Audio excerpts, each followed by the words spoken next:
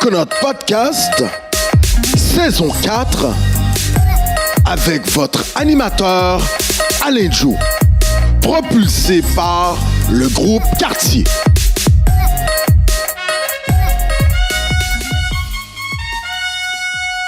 Mesdames, Messieurs, bonjour, Koué. En ce mois de mars, nous réitérons avec une autre personnalité de marque, messieurs, dames. Il est connu d'à travers la francophonie, mais surtout au Québec. Il est élu pour la formation politique Coalition Avenir Québec, la CAQ. Oui, il rencontre sur une base hebdomadaire, quotidienne, notre premier ministre, Monsieur François Legault. C'est avec un immense plaisir et une grande joie que nous recevons en cette semaine d'action contre le racisme. Alors, il a plusieurs dénominations. Dans un premier temps, il est député de Deux-Montagnes. Il est ministre de l'Environnement et des Changements climatiques.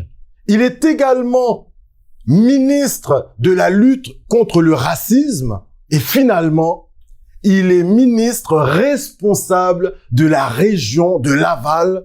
C'est avec, comme on dit en créole, honneur et respect que nous recevons à Coconut Podcast, messieurs, dames, je dis bien, monsieur le ministre Benoît Charette. Bonjour, un plaisir d'être avec vous. Bienvenue dans la belle circonscription de Deux-Montagnes. Merci de nous recevoir, monsieur le ministre. Écoutez, votre équipe nous a dit d'entrée de jeu qu'on pouvait vous tutoyer. Alors, Benoît... Sans problème, avec plaisir. Tout le plaisir est pour nous de vous avoir aujourd'hui en entrevue. Vous avez un horaire si chargé que vous preniez ce temps afin de vous adresser à la diversité du Québec.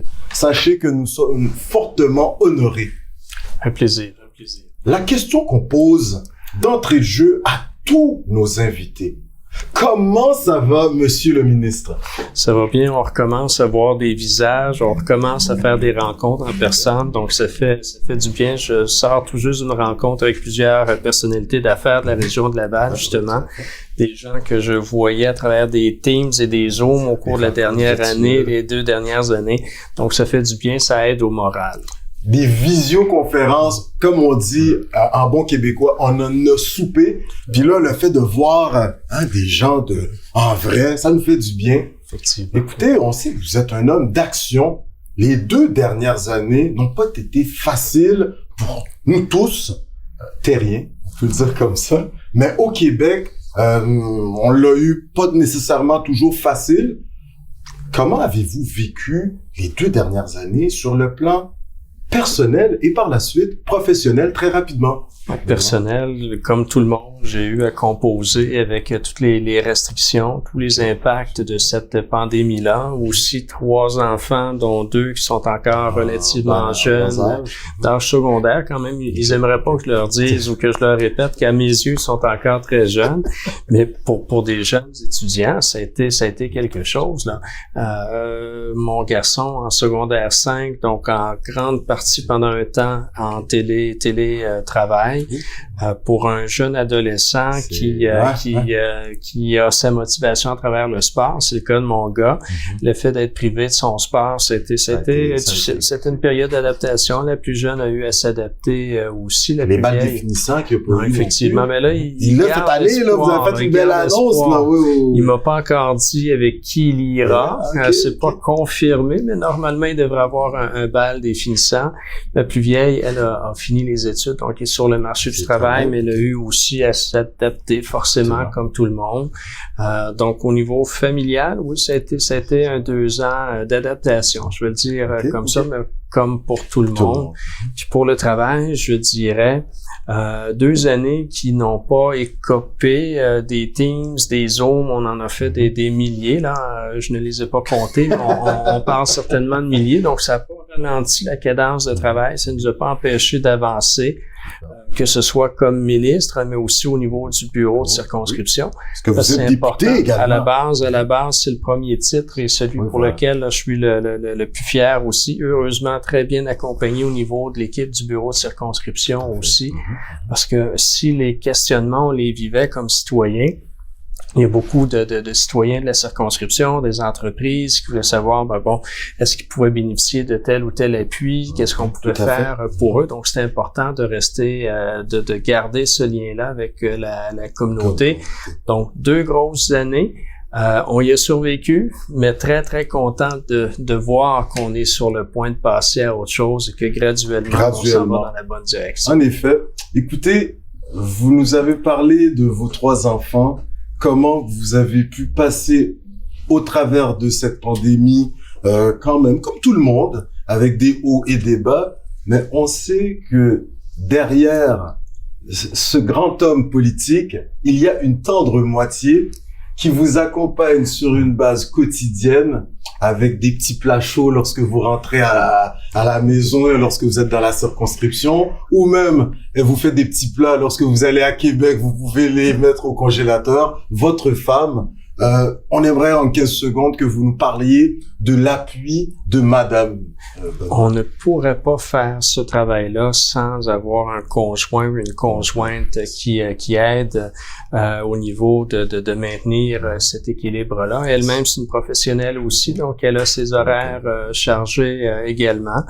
Mais je pourrais pas, moi, partir 3-4 jours par semaine à Québec avec des enfants encore mineurs s'il y avait pas cette personne-là, cette présence-là, cette conjointe-là. Okay. Donc c'est un travail d'équipe littéralement. Et la plupart des députés, là, quoique la législation actuelle, il y a beaucoup de plus jeunes, mais souvent les gens commencent leur carrière de député ou leur mandat comme député à 55 ans. Vous êtes dans le début de la quarantaine, la mi-quarantaine, là, selon les recherches de Coconut Podcast. Tout à fait. Coconut Podcast a bien vu, a bien misé, mais n'empêche que souvent, les enfants sont plus vieux. Quand la personne est élue députée à 55 ans, les enfants sont plus vieux. Donc, nous, ça a été une dynamique. Moi, j'ai été élu en 2008 la première fois. Ma plus jeune est née en 2008, donc son père, elle l'a connu uniquement à travers cette fonction-là, mais ça veut dire que oui, il y a un travail d'équipe qui est incontournable et qui est nécessaire, sinon ce serait impossible à concilier, là. On est content de l'apprendre, Benoît. Maintenant, on va apprendre à vous connaître. Hein? Ça, c'est intéressant. C'est déjà, vous avez 3 enfants, vous avez madame à la maison, donc on vous connaît à ce niveau. Mais là, pour ceux qui ne vous connaîtraient pas encore, selon les notes remises par notre équipe de recherche à Coconut Podcast, on sait que vous êtes né dans les Laurentides, les basses Laurentides, comme on dit, Saint-Jérôme. Avez-vous grandi à Saint-Jérôme? Est-ce que vous avez été à l'école à Saint-Jérôme ou vous êtes un peu promené là sur la couronne nord de Montréal? On vous écoute. Je suis né à Saint-Jérôme. J'ai fait quelques mauvais coups à Saint-Jérôme. J'ai vécu les 18-19 premières années de ma vie là-bas. Mes parents, mes sœurs sont encore sur le côté de Saint-Jérôme. Donc, il y a encore un sentiment d'appartenance fort. À 18 ans, je suis parti un petit peu rouler ma bosse à l'international, notamment en Haïti pendant un certain temps. Au Mexique également. Mexique, donc dans différents lieux, Afrique de l'Ouest également. Retour au Québec pour ensuite très rapidement aller sur le côté du Nouveau-Brunswick, 2 ans aussi, et enfin retour. Parce qu'on sait que vous êtes polyglotte, là. Nous connaissons pas les créoles, monsieur le ministre. Vous parlez créole vraiment? Un cas dégagé.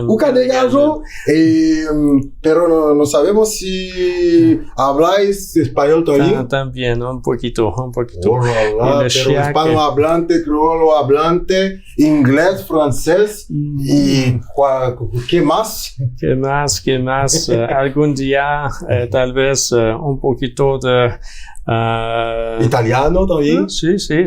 Oh là là. Messieurs, dames, alors, c'est une belle langue. Si on voit que Benoît Charette est ministre de la lutte contre le racisme, on comprend le choix de Monsieur Legault.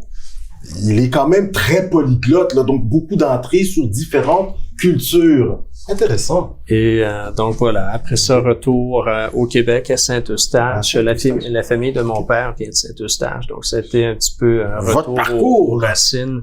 Et ici, là, depuis un petit peu plus d'une vingtaine d'années. Superbe. Écoutez, vous allez beaucoup vous promener, mais il y a quand même ce désir d'accomplir certains trucs.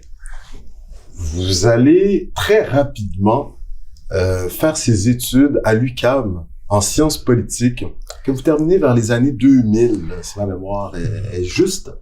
Et vous allez également poursuivre, mais là on veut comprendre, sciences politiques, ça nous amène à l'international, ça peut nous amener à l'international, mais ça peut nous amener également à travailler sur des dossiers plus locaux, là, dans notre région.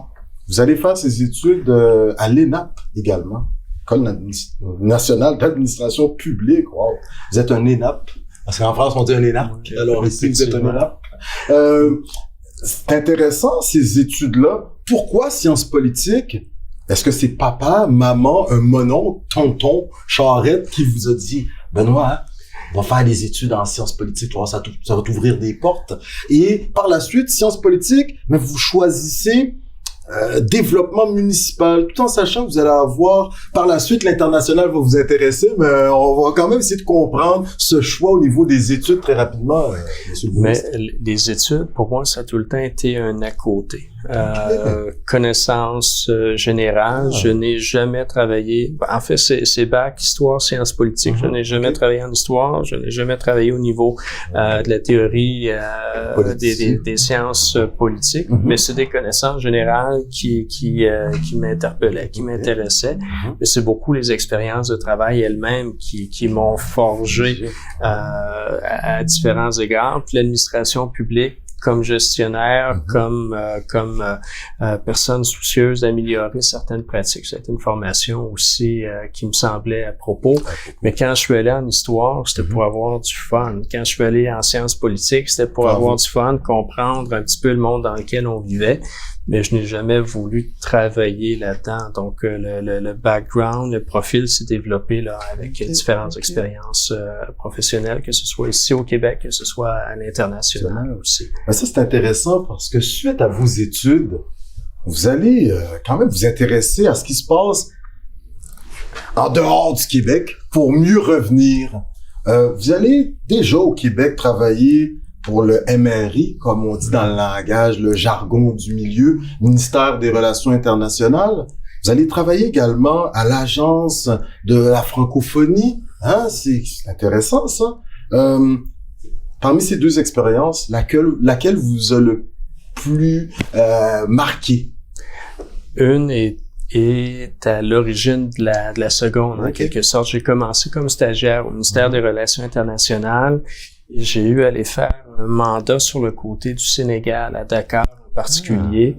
Et là, j'ai rencontré les gens de l'agence gouvernementale. Voilà. Ça, mon Wolof est plus limité. Par contre, peut-être quelques mots, mais je pourrais pas y aller d'un long échange. Mais c'est là où j'ai rencontré les gens de la francophonie, puis j'ai fait 2-3 ans avec eux, basé au Nouveau-Brunswick. Il faut savoir qu'au début des années 2000, effectivement, il y a eu le sommet de la jeunesse qui s'est tenu à Moncton, et l'agence a transféré des bureaux. C'est une des suites du sommet en quelque sorte. Donc moi, j'étais basé à Moncton, oui, mais responsable de la programmation jeunesse au niveau de la francophonie. Donc, vous allez devenir directeur du Forum Jeunesse par la suite. Oui, c'est ça. Au Québec. Ouais, OK. Donc, cette expérience vous a vraiment... Effectivement, en fait, la vie est bien faite. Hein? On essaie de créer notre chemin, puis c'est une expérience qui mène à une autre par la suite. Et c'est le Forum Jeunesse, là, on remonte à il y a quand même plus de 20 ans de ça qui m'a ramené au Québec, en quelque sorte. Puis là, vous allez commencer à faire votre nom. Vous allez travailler pour une très connue fondation. Je Jules Paul Gérin-Lajoie. Oui, ben en fait, c'est une combinaison de tout Ouais, ça. c'est ça. C'est la Fondation Léger, un ancien cardinal là, que je n'ai naturellement pas connu, qui est décédé. On a entendu plusieurs parler au Québec. Effectivement. Donc, il y a une fondation qui portait à l'époque son nom, mais qui travaille effectivement par moment avec la Fondation Paul Gérin-Lajoie, avec qui j'ai eu à collaborer. Donc, c'est le milieu associatif, le milieu communautaire est souvent très, très interrelié. Donc là, cette fondation-là me ramenait les deux pieds au Québec parce que il y a une programmation internationale, il y a une programmation québécoise. Moi, j'étais davantage au niveau de la programmation québécoise avec des programmes qui touchaient autant les jeunes sans-abri, les personnes âgées, la sécurité alimentaire. Donc encore là, un lien avec le communautaire dans quelque sorte. Dans tout ce parcours, on sait que vous allez à un certain moment aller en Haïti. Vous allez même résider, vivre au Mexique, Mexico, DF, la capitale. À quel moment allez-vous rencontrer Madame? C'est ça, ça intéresse quand même la diversité. Là, écoutez, on a la chance de vous avoir en vrai. Est-ce que c'est parce que vous aviez été dans un petit casse-croûte de Montréal, vous aviez acheté un plat de riz collé et griot, et de ce moment, vous vous êtes dit, je me dois de trouver une femme haïtienne. Comment ça s'est orchestré? C'est sur les bancs d'école si vous voulez, que vous avez rencontré Madame? La vraie histoire. J'habite au Nouveau-Brunswick, à Moncton. J'ai à ce moment-là une jeune fille de 4 ans, dont la mère est aussi d'origine haïtienne. Je n'ai pas de talent particulier avec les cheveux et à chaque mois, les tresses puis tout ça, c'était un défi. Donc, je revenais littéralement de Moncton à Montréal, puis là, les cheveux étaient faits jusqu'à temps que quelqu'un me dise « Va chez telle dame, elle va t'organiser ça. » La dame en question se trouve être la tante de ma conjointe, que je ne connaissais pas, je connaissais pas du tout.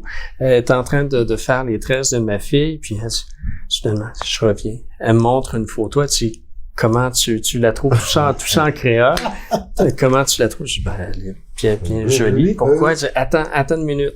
Elle appelle sa sœur, donc la mère de ma conjointe, puis les deux sœurs ensemble se sont organisées devant moi en quelques secondes, une sorte de blind date. C'est fait quelques... T'as connu notre podcast, là, on va aller se faire les cheveux chez la madame, peut-être, pour... Voilà. Ah, ça, c'est une belle histoire. Comme ça, c'est très romantique. Première rencontre quelques jours après, à quel endroit? Au Balatou à Montréal. Donc, on a passé la soirée là et on est ensemble depuis le premier soir. Ça fait presque 20 ans de ça.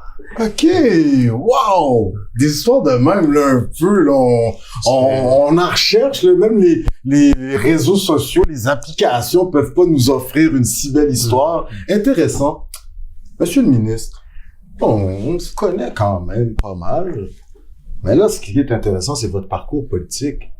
Vous êtes très impliqué dans Deux-Montagnes depuis belle lurette. Vous étiez président de l'assaut de comté. Vous allez vraiment vous présenter sous la bannière de la CAQ en 2008. Non. Attendez, non, vous étiez 2008, vous êtes sous la bannière du PQ, et lorsque un peu avant que Madame Marois quitte, quelque chose comme vous devenez indépendant. C'est ça, on est là, c'est ça. 2008, première élection pour ma part, donc élu député du Parti québécois. 2011, c'est Pauline Marois qui est chef et ça n'avait strictement rien à voir avec elle. J'ai beaucoup de respect pour Pauline Marois, mais c'est le parti qui m'interpellait moins, ses orientations. Donc j'ai quitté en juin 2011. La CAQ n'était pas créée encore à ce moment-là, mais j'ai travaillé avec François Legault. Déjà, En fait, j'avais travaillé avec François Legault, depuis l'élection de 2008, mais même avant François Legault. En fait, le monde est souvent petit, hein. C'est toutes des histoires de hasard puis de connaissances. Mais François Legault était, lui, responsable de la jeunesse comme ministre de l'Éducation. J'étais au Forum jeunesse comme directeur, donc je l'avais connu à ce moment-là. Mais François, lui, a démissionné en 2009. Donc, j'ai fait 1 an tout juste comme député avec lui.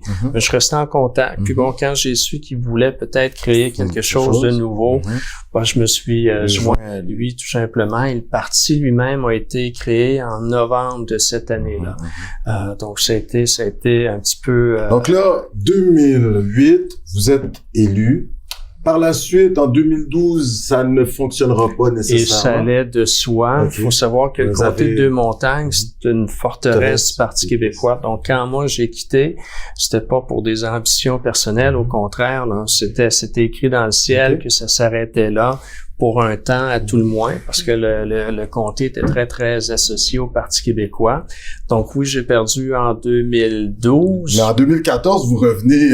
Voilà. 2012, gouvernement minoritaire de Pauline Marois. Donc je savais que c'est un mandat qui ne serait pas très long avant une prochaine élection. Fait que je suis resté dans l'environnement. J'étais directeur à Québec à l'Assemblée nationale, ce qu'on appelle dans notre jargon à nous le cabinet du whip et le cabinet du leader.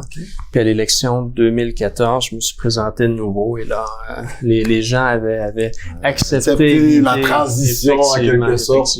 Et depuis lors, écoutez, vos commettants et commettantes vous font confiance parce que vous avez été réélus en 2018.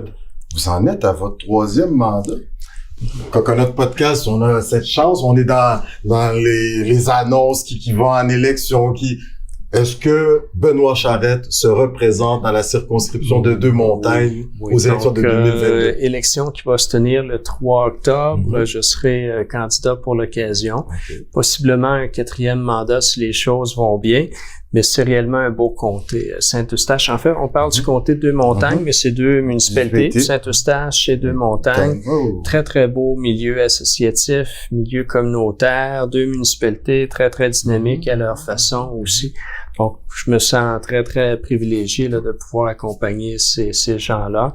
Et je le suis d'autant plus que le bureau de circonscription, pour moi, c'est des alliés, c'est des amis, c'est des gens qui me permettent là de continuer le travail parce qu'on est souvent à Québec, mine de rien, hein, c'est 3-4 jours, sinon plus par semaine sur le côté de Québec. Donc, on a forgé une belle relation de confiance avec le milieu. Et si les gens veulent bien de moi comme leur représentant pour un 4e mandat, ben, je serai sur les rangs. Super. Ben, écoutez, on rentre d'entrée de jeu, d'emblée, dans le plat principal. Puis dans votre introduction, on vous a présenté comme député en premier également. Vous avez fortement travaillé pour votre circonscription. On va regarder vos accomplissements et ce qui s'en vient pour la circonscription pour commencer. Parce que je pense que vos commettantes et commettants nous écoutent. Il y a des soins palliatifs dans la zone. Vous avez fait une belle annonce là très récemment. 350 000 $. C'est une des très belles ressources. Et naturellement, comme citoyen, on aimerait mieux ne jamais avoir affaire à ce type de service-là. C'est la maison Cercan qui offre projet 45 millions là. Non, en fait, c'est plus petit. L'agrandissement, c'est quelques millions, mais au total, c'est une grosse institution dans la région. Mais l'agrandissement, c'est quelques millions. Mais qu'est-ce que ça va offrir de plus? C'est des lits supplémentaires. La maison Cercan, l'organisme offre un accompagnement aux gens qui sont atteints de cancer, oui, mais ils offrent aussi la possibilité d'y mourir, d'y vivre ces derniers jours. Donc, une personne qui est en fin de vie, l'hôpital, c'est toujours une option, mais on sait, hein, c'est plus froid, c'est plus impersonnel, alors que les chambres à la maison Cercan, là, on peut y dormir en famille, on peut y avoir... Donc c'est privé, ça. C'est beaucoup privé. Plus... Est-ce que ça s'apparente un peu au service qu'on va recevoir? Je sais peut-être vous parler avec vos collègues ministres, les maisons des aînés. Est-ce que c'est pas loin?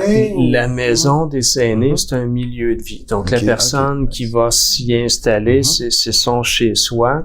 Là, Cercan, c'est pour y mourir. Hein? Donc, c'est un environnement qui est différent, mais avec des soins d'une très, très grande humanité. Donc, c'est une belle ressource.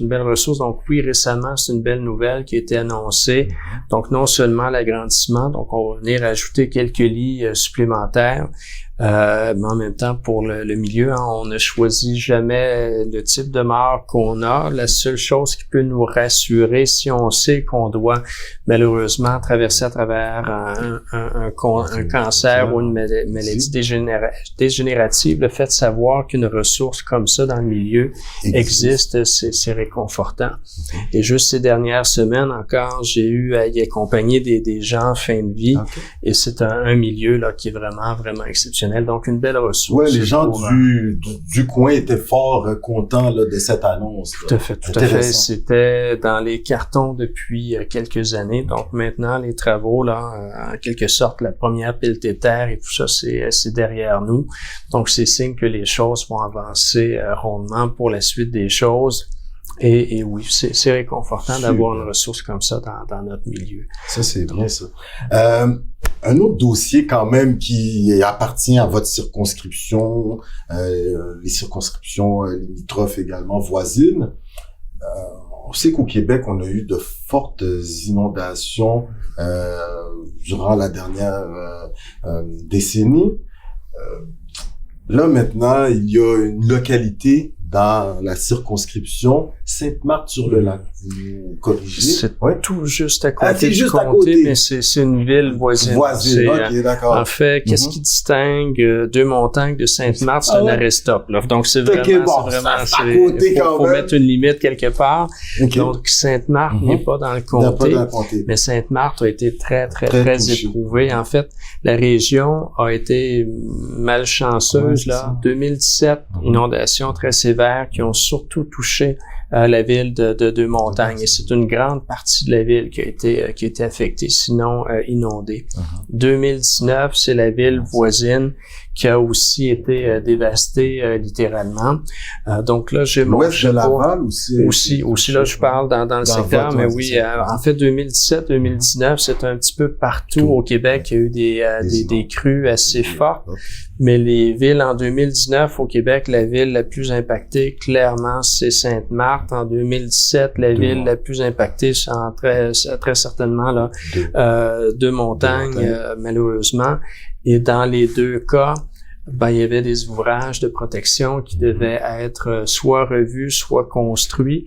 Donc, je suis, député, mais à partir de janvier 2019, je suis aussi ministre de l'Environnement, et c'est le ministère de l'Environnement qui a eu à chapeauter un petit peu la construction de ces ouvrages de protection-là. Donc, non seulement j'agissais pour mon monde comme député, mais j'avais aussi des leviers à ma disposition comme ministre de l'Environnement, ce qui fait qu'aujourd'hui, on touche du bois. S'il devait avoir d'autres crues, on le souhaite pas, mais en même temps, avec les changements climatiques, c'est des phénomènes qui risquent d'être plus récurrents. On peut dormir un petit peu plus tranquille. Deux-Montagnes et Sainte-Marthe, là, sont beaucoup mieux protégées qu'elles ne pouvaient l'être, là, avant ces travaux-là.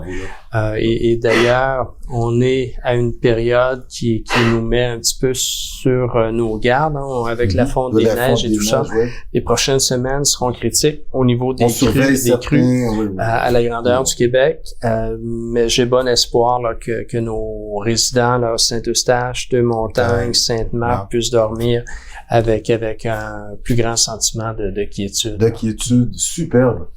Qu'a sur les planches le gouvernement de la CAQ pour les citoyennes qui ont été sinistrés fortement, qui n'ont pas encore été indemnisés? Là, ça a l'air que il y a certaines localités qui disent oui, mais telle digue était de ressort provincial, telle digue, le provincial dit oui, mais telle digue était de tel ouvrage était de ressort municipal. Ils ont même été devant les tribunaux. Il y a des juges qui ont dit ben là, il va falloir que quelqu'un admette que ces gens-là doivent être indemnisés. Qu'est-ce que le gouvernement de la CAQ est en train de préparer pour ces gens qui attendent des fois depuis 2019 ou des fois depuis 2017? La bonne nouvelle, la très grande majorité des sinistrés, leurs dossiers sont réglés. Et lorsque ces événements-là ont été vécus, le gouvernement du Québec s'est jamais demandé qui était responsable de quoi. Donc, tous les sinistrés pouvaient être indemnisés sans égard à la responsabilité de la ville ou d'une infrastructure qui aurait cédé. Et c'est un dossier qui a été travaillé avec différents ministères. Le ministère de l'Environnement, nous, on est responsable des zones inondables. L'agriculture a été impliquée. Beaucoup la sécurité publique parce que les programmes d'indemnisation étaient chapeautés par ma collègue Geneviève, qui est vice-première ministre, mais ministre responsable de la sécurité publique. Et c'est un programme, en fait, on a malheureusement appris de l'expérience de 2017, ce qui fait que lorsque 2019 est arrivé, c'est un programme beaucoup plus souple, beaucoup plus rapide, beaucoup plus... et les gens là pouvaient être très bien accompagnés. Ça, c'est au niveau monétaire, mais on sait que ces événements-là ont laissé des traces au niveau de la santé mentale, des sinistrés, au niveau où il y a eu des impacts au niveau de la sécurité publique. On a constaté dans certains secteurs, malheureusement, augmentation de détresse, qui dans certains cas ont pris la forme de suicide, ce qui est toujours dramatique, mais aussi violence conjugale et autres. Donc, c'est aussi les corps de police qui ont été mis à contribution. Donc, c'est un travail. Moi, j'ai le volet environnement, mais il y a plusieurs autres ministères qui ont eu à réagir à ces catastrophes-là. Sainte-Marthe, en fait... Ça, c'est une des dernières localités là, qui se retrouve un peu entre deux bancs. Oui. Là, en fait, il y a un recours collectif de citoyens à l'égard de la municipalité et du gouvernement du Québec sur comment aurait dû être entretenue cette digue-là. Donc, il y a encore des recours, mais moi, ce qui m'interpellait, c'est les citoyens eux-mêmes. Il fallait que les citoyens-là soient accompagnés et indemnisés. Et ça, c'est pour ainsi dire réglé. Mais ce soir-là, moi, je vais toujours m'en souvenir. On est au printemps 2019. Je participe à un événement caritatif dans le milieu et je reçois tout bonnement un message comme quoi la digue de Sainte-Marthe venait de céder. Mais la très, très grande majorité des gens qui étaient dans la salle, puis c'est un gros événement, quelques centaines de personnes, pour la très grande majorité, c'est des gens de la région, donc plusieurs de Sainte-Marthe. Donc, quelques minutes après, le bruit s'est répandu, puis on voyait les gens quitter. Moi, je me suis retrouvé assez rapidement sur le site aussi. Et si on peut se dire chanceux, la beauté de la chose, à tout le moins, ou à tout le moins un facteur atténuant, ça s'est produit en fin de journée, non pas pendant la nuit, parce que les gens ont la digue aurait cédé en pleine nuit, sans les messages d'alerte, sans la mobilisation des gens. Oui, parce que bon, plusieurs personnes ont des chambres au sous-sol, puis on se promenait en canot là pendant des jours dans le secteur. Ensuite, donc les sous-sols ont été c'est des centaines de maisons là qui ont été affectées, puis tout ça à un rythme, c'est puissant l'eau, hein. C'est un des facteurs, un des éléments de la nature les plus puissants. Il se ferait son chemin, oui. En quelques minutes, malheureusement, là, il y a une très, très grande partie de la ville qui a été inondée. Et les sous-sols, on devine la hauteur d'un sous-sol, ça peut aller à 9 pieds ou à peu près. Souvent, l'eau arrivait au-delà du 9 pieds. Donc là où il devait y avoir des digues, le gouvernement du Québec a réagi et a renforcé dans le cas de Sainte-Marthe, ou a refait les ouvrages. Dans le cas de Sainte-Marthe, c'est une digue toute neuve et beaucoup plus haute, beaucoup plus forte, beaucoup plus stable aussi. Mais peu importe la digue, peu importe comment qu'elle est construite, le secret, c'est son entretien. Et dans le cas de Sainte-Marthe, et là, on aura tout le temps nécessaire pour déterminer les responsabilités, mais il y a vraisemblablement eu des lacunes au niveau de l'entretien au fil des années et avec le résultat que l'on connaît. Que l'on a connu. Excellent. Vous connaissez le dossier, vous étiez sur le terrain, c'est ça aussi, hein, dès le jour 1, vous étiez très proche de vos gens et surtout, on sent que votre gouvernement a réussi à travers le Québec, apporter une aide aux citoyennes et citoyens. C'est des gens qui, du jour au lendemain, perdaient leur domicile, qui perdaient à peu près tous leurs avoirs aussi. Cette aide-là était nécessaire et on ne s'est pas gêné, on ne s'est pas privé très rapidement dans les heures qui ont suivi appel à l'armée canadienne qui est venue nous donner un petit coup de pouce aussi sur le côté de Sainte-Marthe. En fait, tous les renforts étaient les bienvenus. Mais lorsqu'on parle, et ça devient rapidement de la santé publique aussi, lorsqu'on parle d'eau, ça veut dire quoi? Ça veut dire que très, très rapidement, on coupe l'électricité. Donc, c'était des secteurs qui étaient sans électricité, qui étaient sans eau courante, il y avait plusieurs ramifications là, qui devaient être faites avec aujourd'hui, sans dire que la page est totalement tournée, mais à tout le moins un sentiment là, de confiance. Vous nous faites rentrer un peu dans le war room, un peu, mais tout en restant, tu sais, comme très, très zen et serein. Vous nous partagez des moments qui ont dû être quand même assez... C'était quelque chose. En fait, il y a une aréna sur le côté de Deux-Montagnes qui s'appelle l'aréna l'Olympia, en fait, qui a servi de refuge, mais qui était le camp de base de l'armée aussi. L'armée avait son quartier général là un temps et c'est impressionnant de voir toute cette logistique-là. Et à travers le ministère de l'Environnement, j'ai accès à toutes les cartes au niveau du domaine hydrique et tout ça, c'était de voir jusqu'où l'eau avait pénétré en peu de temps. C'était assez des images très, très fortes.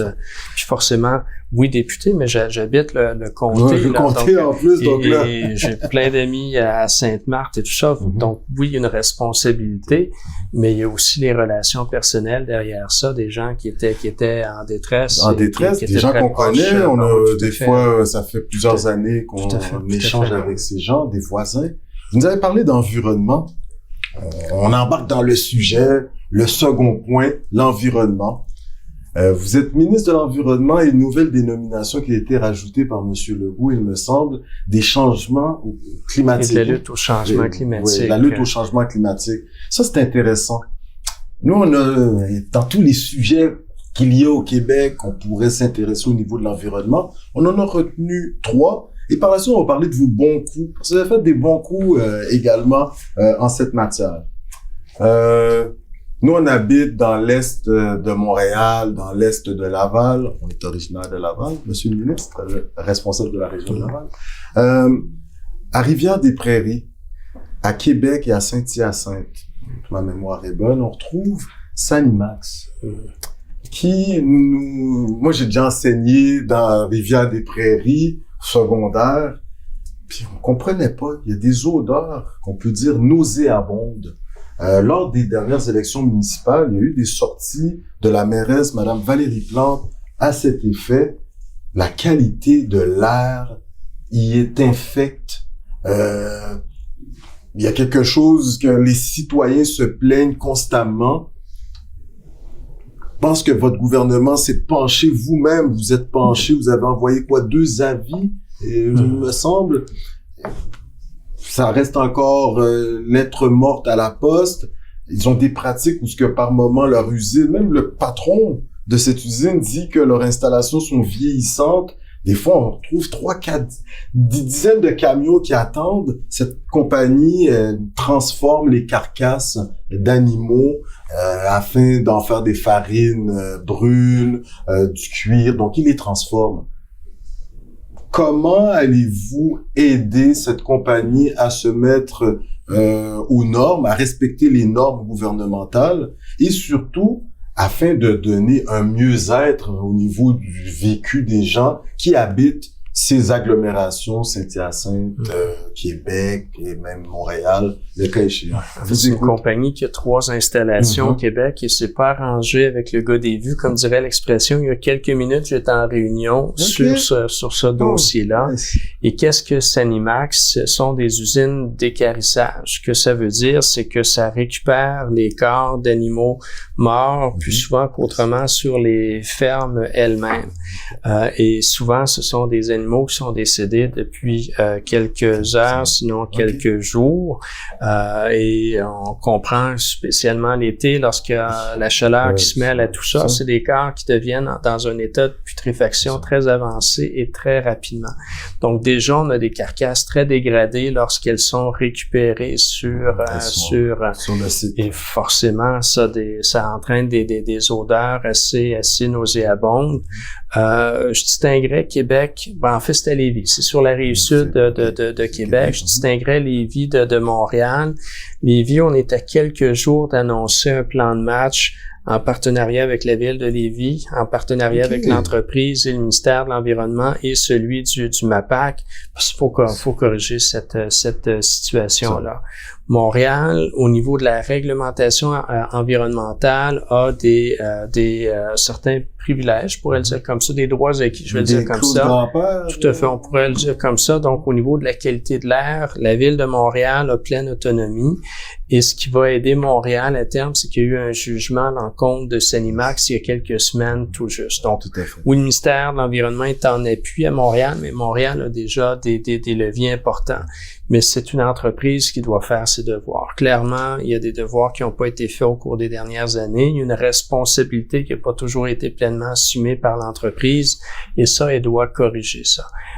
Mais en même temps, lorsqu'on a dit ça, c'est le type d'entreprise qu'on veut jamais avoir dans notre cours, mais qui sont indispensables. Parce qu'autrement, on aurait à nous-mêmes, selon les dires du propriétaire ou d'un représentant de la compagnie, on serait nous-mêmes, en tant que Québécois, Québécoises, notre gouvernement, amené à enfouir ces carcasses qui, elles-mêmes, par la suite, vont polluer par la suite. Au niveau de l'environnement, j'ai le sol, j'ai l'air, j'ai l'eau, mais effectivement, on ne peut pas enfouir au Québec parce que les conséquences environnementales seraient plus dommageables. On ne peut pas enfouir des carcasses. Et là, je parle pas de petits poussins. Là, lorsqu'une vache décède sur la ferme, c'est assez gros, puis c'est rarement une seule. Lorsque plusieurs cochons qui décèdent sur la ferme, c'est gros aussi, donc on ne peut pas enfouir au Québec des animaux en quantité, même sur une terre agricole. Donc, faut les amener au bon endroit. Donc, oui, c'est pas le genre de voisins qu'on aime avoir, mais c'est des entreprises qui sont indispensables. Mais est-ce que notre gouvernement va leur donner peut-être un coup de pouce afin qu'ils amènent, qu'ils fassent les changements requis au sein de la bâtisse qu'ils occupent afin qu'ils restent... Oui? Il y a plusieurs étapes. Faut éviter spécialement les grosses carcasses, qu'elles arrivent dans un état de décomposition très avancé, très dégradé. Donc, vous allez voir, là, on va le confirmer même dans les prochains jours, les prochaines semaines. Il va y avoir des congélateurs industriels qui seront placés sur les fermes elles-mêmes, de sorte que lorsque... De Sanimax, pas juste de Lévis. Oui, c'est le réseau. En fait, Sanimax collecte les carcasses d'un petit peu partout au Québec, à travers 3 installations. Mais ce qu'on veut éviter, par exemple, un porc, ça peut peser quelques centaines de livres, un porc. Imaginez maintenant un porc en décomposition, comment ça peut être répugnant. Donc, l'odeur peut être très nauséabonde. Tout à fait. Donc, le but, c'est que cette carcasse-là se retrouve le plus rapidement, plutôt que de se laisser dégrader à l'air ambiant, se retrouve en congélation le plus rapidement possible pour que lorsque le camion va venir la récupérer, cette carcasse-là, elle soit pas décomposée. Donc, c'est une des solutions à mettre en place. Les usines elles-mêmes auront à revoir certaines pratiques aussi au niveau de l'arrivage de ces carcasses-là. Vous êtes quand même responsable de plusieurs portefeuilles, disons-leur ainsi. Vous connaissez vos dossiers, là. Mais ça, c'est un dossier. Ils sont tous importants dans l'environnement, mais celui-là, parce que là aussi, c'est la qualité de vie de bien des gens, autant dans l'Est de Montréal qu'à Lévis. Il y a d'autres gens qui vont vous attendre, là. On s'en vient. On monte en Abitibi, Glencore. Oui. Coconut Podcast, on a eu cette opportunité de se rendre dans la belle région de l'Abitibi-Témiscamingue. Et à Rouyn-Noranda, on a cette compagnie Glencore qui font un travail qui dans les minerais et tout, transformation des minerais, entre autres, extraction de ceux-ci. Puis là, eux autres, ils relâchent de l'arsenic dans l'air, 80, comment ils disent là? Nanogrammes par mètre cube. Mètre cube, ouais, c'est ça. Nanogrammes par mètre cube. Là, on se dit, 80 nanogrammes en Abitibi. Je pense qu'ils ont un droit grand-père aussi un peu. Donc, une clause qui fait qu'ils ont le droit de polluer un petit peu plus que les normes acceptées selon la science éventuellement. Puis là, vous allez pouvoir me répondre. On traverse à Québec, on est dans la qualité de l'air. À Québec, il y a eu une sortie là, ces derniers temps des députés de l'opposition, les Anetti dans Limoilou. Vous avez l'Association des médecins du Québec pour l'environnement qui ont fait des sorties. Les 18 directions régionales de la santé. Pour vous dire, à Québec, on a du nickel. L'expression, c'est nickel. On peut pas employer dans ce contexte-là. Ouais, exactement. Actuellement, il y a 17 nanogrammes par mètre cube dans l'air. Puis là, vous, avec des données que vous avez reçues, vous souhaiteriez augmenter ça à 70 nanogrammes par mètre cube. Une levée de bouclier, monsieur le ministre. Est-ce que vous vous attendiez à cette levée de bouclier et comment comptez-vous répondre à l'Association des médecins québécois pour l'environnement, aux 18 directions régionales de la santé? Vous, avec votre équipe, qu'est-ce que vous êtes en train, parce que selon vous, la science permettrait qu'on accepte 70 nanogrammes par mètre cube. C'est pas trop dangereux pour le citoyen. Moi, j'habitais à Québec, j'habitais dans Limoilou, c'est la 3e avenue. J'ai été professeur stagiaire au cégep de Limoilou, campus Limoilou, Charlebourg. C'est vrai que quand on est à Limoilou, par moment, il y a des odeurs dites nauséabondes. Qualité de l'air, puis je mettrais Hochelaga Maisonneuve aussi par moment. Je pense que c'était les levures de bière ou le tabac. Il y a des endroits au Québec, la qualité de l'air préoccupe les citoyens, citoyennes. On a parlé de l'Abitibi-Rouyn-Noranda et on parlera de Limoilou.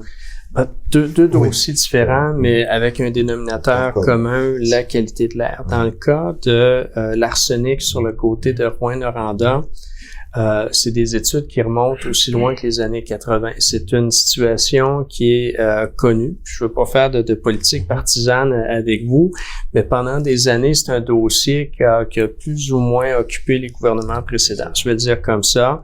On était à du 200 nanogrammes par mètre cube. Et là, depuis qu'on est en place, il y a un comité ministériel qui a été mis en place avec notamment, naturellement, l'entreprise elle-même. Et on a des cibles, on a des objectifs. Madame Dallaire, la mairesse de Rouen, elle a de l'air qui est impliquée. Donc, on diminue. C'est encore trop élevé, mais on voit là qu'il y a une diminution constante qui se fait. Ceci dit, moi, quand j'ai eu à m'y présenter la première fois, j'ai demandé aux gens, vous voulez quoi? Est-ce que vous voulez qu'on la ferme, cette usine-là? Et c'est unanime, personne veut qu'elle ferme parce qu'elle fait vivre la communauté. Donc, la communauté, ce qu'elle a dit, non, on a besoin, mais travaillons ensemble à trouver des solutions pour... Le pavage, il y a eu plusieurs aménagements qui ont été faits. À la base, c'est une région qui, de façon naturelle, a de l'arsenic. Okay. Donc, l'usine n'y serait pas qu'il y aurait une présence d'arsenic sur le territoire, mais il y a eu plusieurs mesures, effectivement, que ce soit du drainage de terrain, que ce soit, mais aussi, il faut diminuer les émissions, et c'est là où je vais pas assez vite à mon goût, non, mais on voit qu'on diminue, et on voit que le comité ministériel et la collaboration, parce que l'usine, je dois lui donner ça. L'usine collabore très bien aux démarches. Aussi, et elle sait que c'est le gagne-pain. En fait, non seulement l'usine le sait, mais les citoyens savent que c'est le gagne-pain du milieu. Donc, c'est pour ça là, qu'il y a une collaboration. On a déjà fait des recherches au ministère de la Santé où ce qu'il a découvert que les ongles, dans les ongles des enfants il y avait un fort taux d'arsenic. Et c'est connu malheureusement depuis longtemps. Okay. Et c'est là où les initiatives sont plus récentes. Et j'ai eu à piloter ces travaux-là avec mon collègue de l'économie, avec ma collègue du MAMACH au niveau des affaires municipales, naturellement la santé publique qui est partie prenante des démarches. Donc on s'en va clairement dans la bonne direction.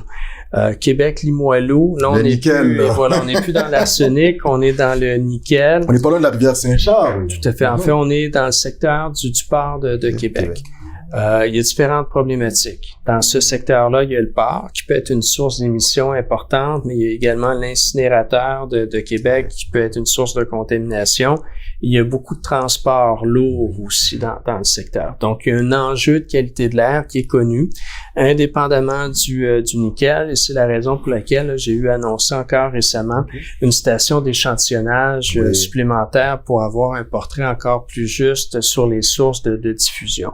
La norme nickel, maintenant, il y a un comité qui a été mis en place en 2018, donc avant l'arrivée du présent gouvernement, qui a réuni plusieurs scientifiques de renom indépendants qui ont fait leurs propres recherches et qui sont arrivés à la conclusion le printemps dernier que l'on peut revoir cette norme-là, notamment pour se conformer à ce qui se vit ailleurs, là, que ce soit norme européenne, que ce soit même ici au Canada.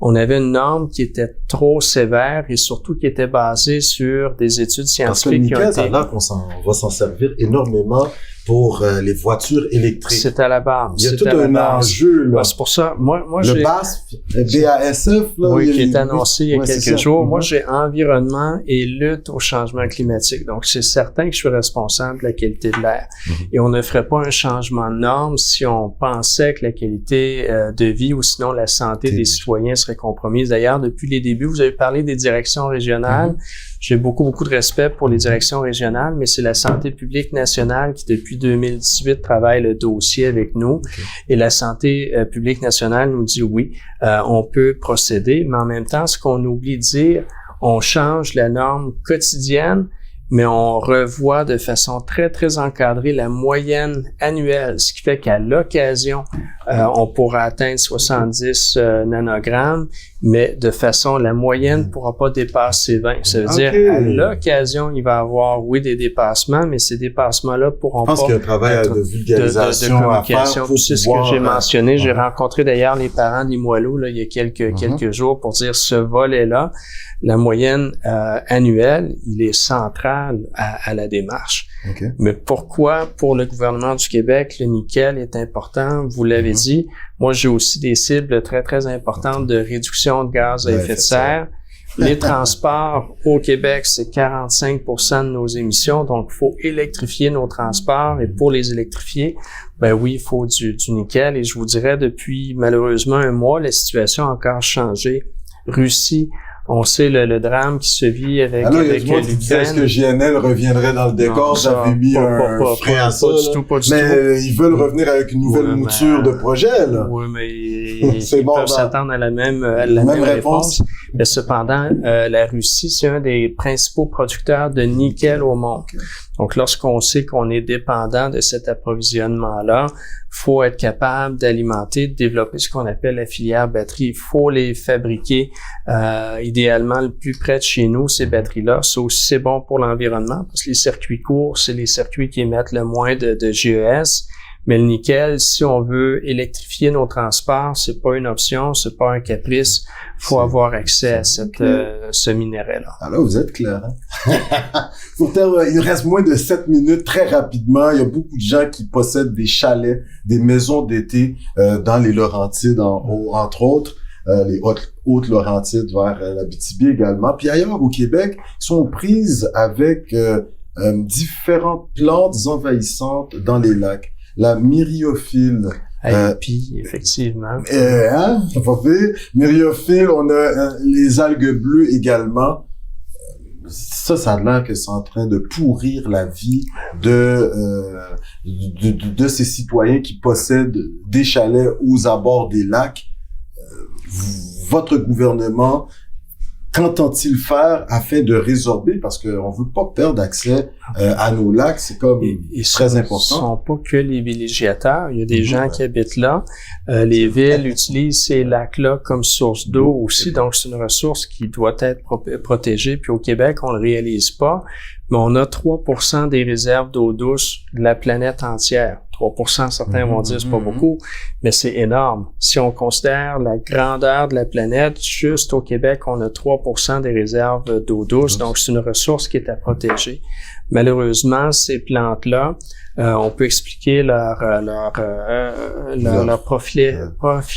prolifération, voilà, je cherchais le mot, de différentes façons. Entre autres, les changements climatiques aussi sont en partie responsables. Donc, il faut pouvoir accompagner les propriétaires, il faut pouvoir accompagner les municipalités, il faut pouvoir conscientiser les citoyens parce qu'il y a beaucoup de gestes qui sont posés, qui ont une influence. On relâche certains trucs. Le phosphore, entre autres, si par exemple la maison rejette trop de phosphore, trop de phosphore, que ce soit à travers les produits nettoyants ou certains, c'est là où on vient créer des milieux où ces plantes envahissantes-là se développent. Lorsqu'un villégiateur arrive avec sa chaloupe, mais que sa chaloupe était dans un lac quelques heures, quelques jours auparavant et qu'elle n'est pas nettoyée convenablement, souvent ça se voit pas à l'œil nu, mais l'embarcation peut être porteuse de ces plantes-là qui arrivent dans un nouveau plan d'œuf. Souvent, elles sont originaires d'Asie, selon... il y a plusieurs. Et elles deviennent vraiment envahissantes. Ça, c'est pour des plantes. Puis ça, les gens, souvent, là aussi, il y a beaucoup d'éducation. On a un poisson rouge dans notre salon. On est tanné, le poisson, on veut pas on le lance dans le lac. Mais ce poisson-là, c'est pas son milieu. Et deux, sans le savoir, ce poisson-là peut faire énormément de dégâts en se reproduisant d'une part.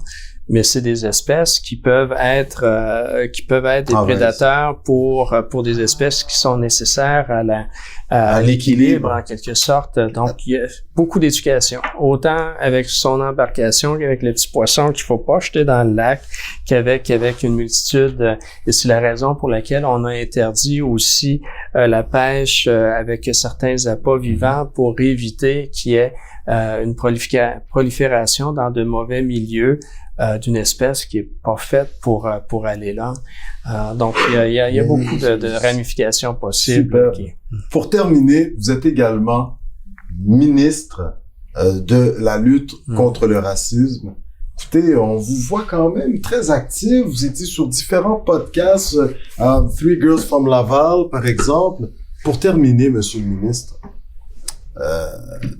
quelles actions le gouvernement de la CAQ va-t-il prendre afin de contrer ce que certains vont appeler racisme systémique? Donc, ça, c'est la question qu'on vous pose, quand même très large, afin que vous puissiez nous faire un bilan de la dernière année. Parce que vous êtes ministre de la lutte contre le racisme depuis 2021. Depuis un an. Un an, exactement. Donc, votre bilan, là, et votre travail accompli durant la dernière année. La première fois au Québec, et c'est un privilège, mais en même temps une très grande responsabilité, c'est la première fois au Québec qu'il y a un ministre titulaire de cette responsabilité-là. Le mandat qui m'a été confié, très, pour le résumer très succinctement, il y a un plan d'action qui a été présenté en décembre 2020, qui s'appelait le plan d'action, en fait, pour lutter contre le racisme, avec 25 actions. Le premier ministre m'a dit, Benoît, c'est pas compliqué, faut les réaliser les 25, c'est pas, choisis pas celle que tu aimes, là, faut les réaliser les 25. On s'est donné 5 ans. Le racisme, malheureusement, c'est un fléau qui existe dans notre société. Moi, je réitère toujours, on a une des sociétés les plus inclusives qui soit, mais malheureusement, il y a encore du racisme qui persiste. Et à travers ces 25 actions-là, on fera clairement une différence. En décembre dernier, j'ai présenté le premier bilan. On est avancé dans chacun de ces chantiers-là. Dans 5 ans, je peux pas dire autrement que du racisme, il va encore en avoir, là. Mais ce que je souhaite, c'est que au fil du temps, le racisme soit toujours plus intolérable, soit toujours plus condamnable par une majorité de citoyens. On a des mesures en éducation, parce que oui, ça touche le milieu de l'éducation, le civisme, apprendre la vie de citoyen, apprendre à parler de discrimination, de racisme. Donc, on a des mesures en éducation, on a des mesures au niveau de la sécurité publique. Un fléau qui mine beaucoup la vie des gens qui vivent, c'est tout ce qui est profilage racial. Donc, on a des mesures à ce niveau-là. On a des mesures au niveau de l'intégration des immigrants. Souvent, les immigrants arrivent avec un bagage académique qui est très, très, très relevé, mais qui n'arrive pas à faire valoir rendu ici. Donc, ça les place dans des positions où ils sont surqualifiés pour le travail qu'ils font. Donc, on a des mesures à ce niveau-là. Les interceptions policières. Je sais Oui. qu'il y a une politique en matière d'interpellation Oui, sur l'île de Montréal. Au niveau des interceptions policières, je pense que ça relève du Code de la sécurité Oui, routière. en fait, sécurité publique. Et là aussi, ça fait partie du bilan qu'on a présenté en novembre, si ma mémoire est exacte. Geneviève Guilbeault a présenté un projet de loi qui est à l'étude là et qui touche ce volet-là. En troisième lecture? En fait, elle est rendue, je sais pas où elle est rendue exactement, mais normalement, c'est une adoption là, que l'on souhaite avant la fin de la présente session et surtout des moyens financiers. Moi, pour ce volet-là, les différentes actions, c'est plus de 200 millions qui ont été confirmés dans la dernière année uniquement. Et on va espérer que ça crée les résultats souhaités. Et à chaque année, ça, c'est un autre engagement que j'ai pris. C'est bien beau avoir un plan d'action. Dans l'histoire du Québec, des plans d'action de toutes les sortes et de tous les gabarits. Est-ce qu'on les mène à... Mais le but, c'est d'avoir une réduction de compte. Donc, moi, chaque année, je veux faire le bilan de façon très, très transparente pour dire, ben, voici telle action, on est rendu où, on s'en va où, pour qu'on puisse savoir on est où. Est-ce que c'est un autre rapport qui a été tabletté? Moi, je le souhaite pas. Et jusqu'à maintenant, là, avec les moyens financiers qui m'ont été confirmés, avec les actions qui sont menées, là, c'est pas un rapport qui est tabletté. Au contraire, on veut le mener à bien. Ça implique la collaboration de plusieurs ministres. Et il y a une superbe collaboration à ce niveau-là. Donc, on veut faire une différence parce que, je veux dire, qu'est-ce qu'il y a de plus insultant, humiliant que de dire on est jugé sur la couleur de notre peau, on est jugé à cause de nos origines, et ça, au Québec, faut le répéter, là. C'est inacceptable. Et d'ailleurs, c'est le titre du rapport, le racisme, c'est tolérance zéro. Mais encore là, on se le dit aujourd'hui. Moi, je veux que tout le monde au Québec arrive avec cette conclusion-là. Et lorsque quelqu'un est témoin d'une injustice, d'un geste raciste, que la personne qui le vit ne se retrouve pas seule, mais que tous les gens soient là pour la supporter et s'indigner face à la personne qui serait à l'origine là, de ce geste-là, en quelque sorte. Superbe. En 20 secondes, t'as arrivé une petite situation. Vous êtes allé au Gala Dynastie. Écoutez, on sait que notre ministre il est toujours prêt. Vous êtes d'ailleurs rentré en politique parce que on avait senti une rigueur chez vous, là. Monsieur Legault était venu vous chercher pour ces raisons. Puis là, on vous a fait une petite feuille avec des notes. Ça a l'air que c'était marqué hommage. Et vous, dans l'empressement, vous pensiez que monsieur Touré du Balatou Lamine Touré était plus des nôtres, disons-le ainsi. Et puis, vous êtes aperçu de la boutade très rapidement. Vous avez pris des photos avec monsieur Touré. Vous êtes excusé. Vous avez été le voir. Vous lui avez parlé. Vous connaissez déjà le Balatou. Pour régler la situation, là, monsieur le ministre, est-ce que vous ne devriez pas inviter madame, vous habiller de vos plus beaux apparats et aller passer une petite soirée vendredi soir incognito pour aller danser, là, un peu, là, de compas sous pouce, chez monsieur Touré? On vous écoute là-dessus. Je l'ai dit aujourd'hui avec le sourire et même en riant. Mais c'est sans doute le plus grand malaise de ma carrière professionnelle. C'est sans doute la minute la plus difficile que j'ai eu à vivre. Mais heureusement, je l'ai... En fait, pour mettre un petit peu en contexte, lorsqu'on est sur la scène, naturellement, il y a tous les projecteurs, puis ce qui se passe dans la salle, on ne le voit pas. Moi, malheureusement, j'annonce, c'est-à-dire je transmets mes sympathies suite au décès de monsieur Touré. J'entends du bruit, mais je ne vois pas ce qui se passe. Pendant quelques secondes, je ne sens que le bruit s'amplifier, mais sans plus. Et là, j'apprends que monsieur, non seulement, et pour mon plus grand bonheur, non seulement n'est pas décédé, mais qu'il est dans la salle.